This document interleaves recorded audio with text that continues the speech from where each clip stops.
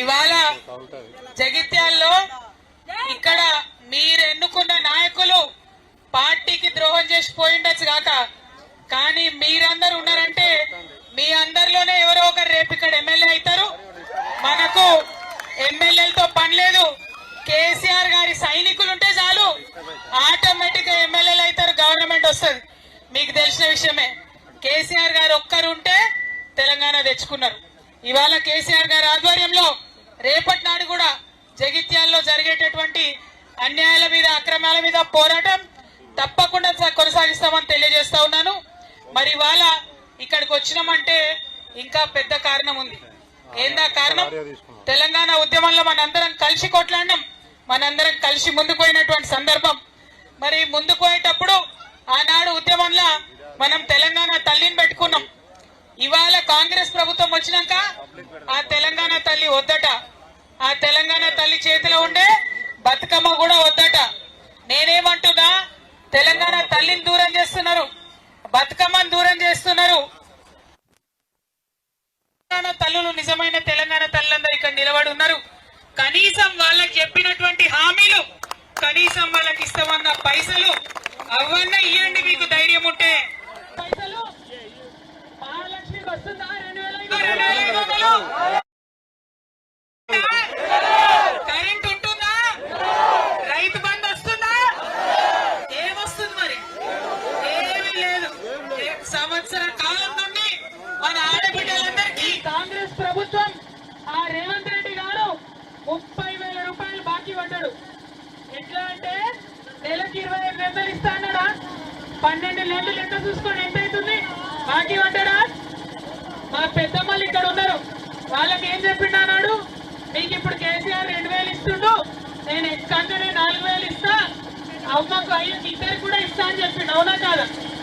అంటే ఎగబెట్టిన 2,000 24,000 అవి కూడా బాకీ పడ్డాడు. మరి కాల్ చేసి అక్కడ లేని వాళ్ళకి ఏమన్నాడు? 6,000 ఇస్తా అన్నాడు. కానీ ఇంతవరకు ఇచ్చిన పాపన ఓలే. కేసీఆర్ గారే అన్నాడు 5,000 ఇచ్చుకున్నారు. ఇవాళ మీ అందరికి తెలిసి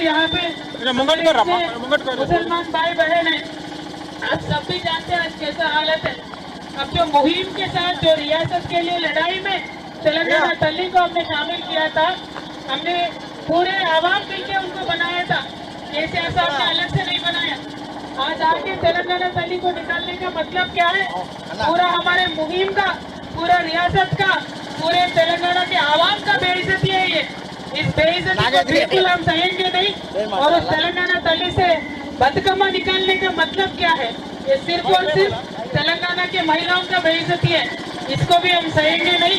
उन्होंने जो मूर्ति बनाई वो हमारी आवाम को मंजूर नहीं है, ये बात हमें कहना है. और पेंशन के लिए, हमारे हक के लिए, और आज इमाम मौजन के लिए जो देते बोले वो भी आज तक 1 रुपया नहीं दिया. ये सारे बातों पे भी हम कल से पूछेंगे. రేపటి నుంచి అసెంబ్లీ కూడా మొదలవుతుంది. ఇవన్నీ విషయాల మీద కొట్లాడదాం. మరి ఇక్కడ సంజయ్ కుమార్ గారు కేసీఆర్ గారి బొమ్మ పెట్టుకొని గెలిచినటువంటి వ్యక్తి రేపటి నుంచి అసెంబ్లీకి పోతాడట. మరి ఏం ముఖం పెట్టుకొని మాట్లాడతాడో, ఏం మాట్లాడదో మనం కూడా చూద్దాం. ఏడాదికి ఒక్క రూపాయి రాలే, ఒక్క ఊర్లో ఒక్క చెంచాడు పట్టించుకోలే, ఒక్క రోడ్డు రిపేర్ చేయలే, రోడ్డు గుంత నింపలే, ఒక్క రూపాయి ఎక్కువ పెన్షన్ ఇవ్వలే. మరి ఎందుకు పోయినోనైనా కాంగ్రెస్ కంటే పైసల కోసం పోయినోట. ప్రజలను విడిచిపెట్టి పైసల వెనుకల పోయిన వాళ్ళు నాయకులు అవుతారా? ఒక్కసారి ఆలోచించాలి. ప్రజలతో ఉండే నాయకులే, ప్రజలతో ఉండే వ్యక్తులే రేపటి నాడు నాయకులు అవ్వాలి. మరి జగిత్యాల్లో ఇంత అపురూప స్వాగతాన్ని ఇచ్చినటువంటి మీ అందరికీ మళ్ళొకసారి ధన్యవాదాలు.